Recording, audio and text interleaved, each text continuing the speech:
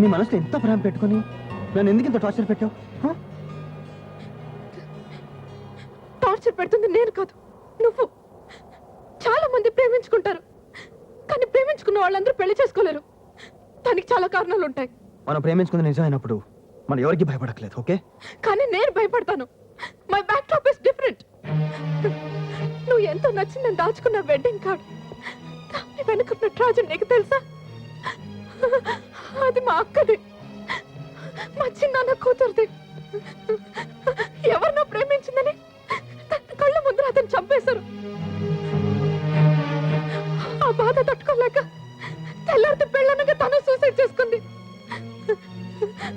తమ్ముడు కూతురు విషయంలోనే అలా చేసిన మా నాన్న సొంత కూతురు విషయంలో ఊరుకుంటారా? ఊరుకోరు. అది నాకు తెలుసు. నా మూలంగా నీకేం జరగకూడదని మొదటి నుంచి నా ప్రేమ నాలో దాచుకొని ఎంత అవస్థపడ్డాను. కానీ నీ ప్రేమతో నువ్వు బాధపడుతున్నావు, అందరినీ బాధ పెడుతున్నావు. అర్థం చేసుకోరావి, ప్లీజ్ అర్థం చేసుకో. I'm sorry, I'm very sorry. నేను చాలా చాలా బాధ పెట్టాను. ఇంకెప్పుడే బాధ పెట్టను. I promise. I am very happy. Cinema ಚೆನ್ನಾಗಿದೆ. ಯಾವ ಸಿನಿಮಾ ಚೆನ್ನಾಗಿಲ್ಲ? ಹಾಯ್, ಒಂದು ಕೆಲಸ ಮಾಡೋಣ, ಒಪ್ಪಿಗೋಣ. ಬನ್ನಿ ಬನ್ನಿ ಬನ್ನಿ.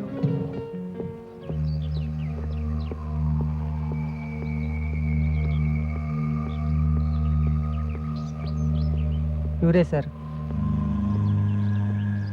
Hello, I am Ravi.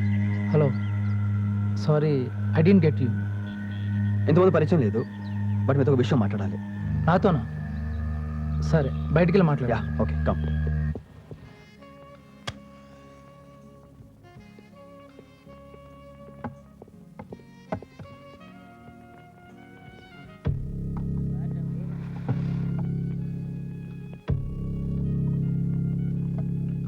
మరి నాతో ఎంగేజ్మెంట్ కింద ఒప్పుకుంది, అప్పుడే చెప్పచ్చుగా.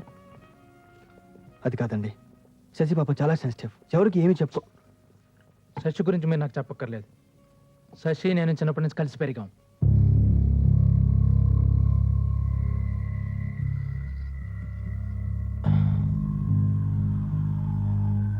అమ్మ పరిస్థితి కూడా బాలేదు.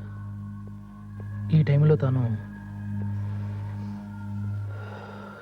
ఎందుకు ఇలా చేసిందో నాకు అర్థం కావట్లేదు. అది వాళ్ళ నాన్నకు భయపడి మీకు చెప్పండకపోవచ్చు. ఓకే, వాళ్ళ నాన్నకు భయపడి చెప్పలేదు. ఇప్పుడు నన్నేం చేయమంటారు చెప్పండి. మిమ్మల్ని ఏదో చేయమని కాదు, తన పాపం ఎవరికి ఏం చెప్పుకోలేదు, అందుకే నేను మీకు చెప్తాను వచ్చాను. చెబుదామని వచ్చారు, బాగానే ఉంది. మరి మా మావయ్య సంగతి తనకి బాగా తెలుసు. తెలుసు కూడా మా మావయ్య గురించి మీకు సరిగ్గా తెలీదు. ఆయన కన్విన్స్ చేసుకుంటాను. మీరు ఒప్పుకుంటారని అనుకోలేదు. Thanks a lot. నాకు టైం అవుతుంది. Thanks once again. నేను బయలుదేరుతాను. See you later.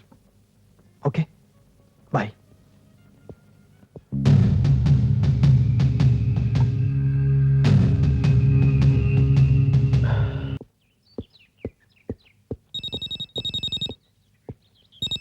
శశి, నేను నీకు ఫోన్ చేద్దాం అనుకుంటున్నాను. నిన్నంతా ఏమైపోయావు? ఆ విషయమే. It's very happy news. అవన్నీ తర్వాత. ఊరి నుంచి నాన్నగారు వచ్చారు. అలాగా? ఎక్కడున్నారు? ఏదో ఒక హోటల్లో ఉన్నారు.